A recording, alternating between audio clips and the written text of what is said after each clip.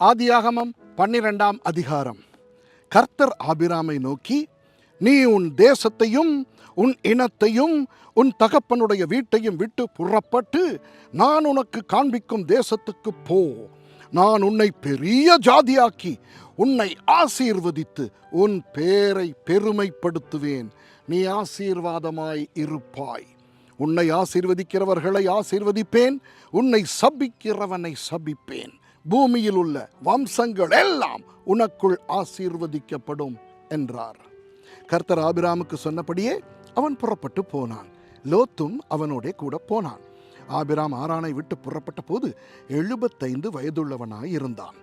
ஆபிராம் தன் மனைவியாகிய சாராயையும் தன் சகோதரனுடைய குமாரனாகிய லோத்தையும் தாங்கள் சம்பாதித்திருந்த தங்கள் சம்பத் எல்லாவற்றையும் ஆரானிலே சவதரித்த ஜனங்களையும் கூட்டிக் கொண்டு அவர்கள் கானான் தேசத்துக்கு புறப்பட்டு போய் கானான் தேசத்தில் சேர்ந்தார்கள். ஆபிராம் அந்த தேசத்தில் சுற்றி திரிந்து சீகேம் என்னும் இடத்துக்கு சமீபமான மோரே என்னும் சமபூமி மட்டும் வந்தான். அக்காலத்திலே கானானியர் அத்தேசத்தில் இருந்தார்கள். கர்த்தர் ஆபிராமுக்கு தரிசனமாகி, உன் சந்ததிக்கு இந்த தேசத்தை கொடுப்பேன் என்றார். அப்பொழுது அவன் தனக்கு தரிசனமான கர்த்தருக்கு அங்கே ஒரு பலிபீடத்தை கட்டினான். பின்பு அவன் அவ்விடம் விட்டு பெயர்ந்து பெத்தேலுக்கு கிழக்கே இருக்கும் மலைக்கு போய் பெத்தேல் தனக்கு மேற்காகவும் ஆயி கிழக்காகவும் இருக்க கூடாரம் போட்டு அங்கே கர்த்தருக்கு ஒரு பலிபீடத்தை கட்டி கர்த்தருடைய நாமத்தை தொழுது கொண்டான். அதன் பின் ஆபிராம் புறப்பட்டு தெற்கே பிரயாணம் பண்ணி கொண்டு போனான். அத்தேசத்திலே பஞ்சம் உண்டாயிற்று. தேசத்திலே பஞ்சம் கொடிதாயிருந்தபடியால் ஆபிராம் எகிப்து தேசத்திலே தங்கும்படி அவ்விடத்துக்கு போனான். அவன் எகிப்துக்கு சமீபமாய் வந்தபோது தன் மனைவி சாராயை பார்த்து, நீ பார்வைக்கு அழகுள்ள ஸ்திரீ என்று அறிவேன். எகிப்தியர் உன்னை காணும் போது இவள் அவனுடைய மனைவி என்று சொல்லி என்னை கொன்று போட்டு உன்னை உயிரோடே வைப்பார்கள். ஆகையால் உன் நிமித்தம் எனக்கு நன்மை உண்டாகும் படிக்கும், உன்னாலே என் உயிர் பிழைக்கும் படிக்கும், நீ உன்னை என் சகோதரி என்று சொல் என்றான்.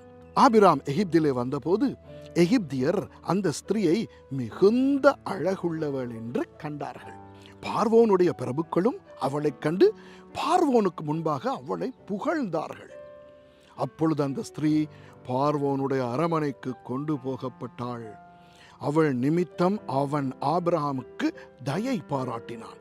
அவனுக்கு ஆடு மாடுகளும் கழுதைகளும் வேலைக்காரரும் வேலைக்காரிகளும் கோழிகை கழுதைகளும் ஒட்டகங்களும் கிடைத்தது.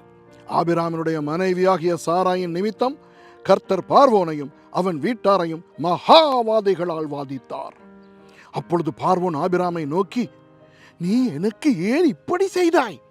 இவள் உன் மனைவி என்று நீ எனக்கு அறிவியாமற் போனதென்ன? இவளை உன் சகோதரி என்று நீ சொல்ல வேண்டுவது என்ன? இவளை நான் எனக்கு மனைவியாக கொண்டிருப்பேனே. இதோ உன் மனைவி, இவளை அழைத்து கொண்டு போ என்று சொன்னான். பார்வோன் அவனை குறித்து தன் மனுஷருக்கு கட்டளை கொடுத்தான். அவர்கள் அவனையும் அவன் மனைவியையும் அவனுக்கு உண்டான எல்லாவற்றையும் அனுப்பிவிட்டார்கள். ஆமேன்.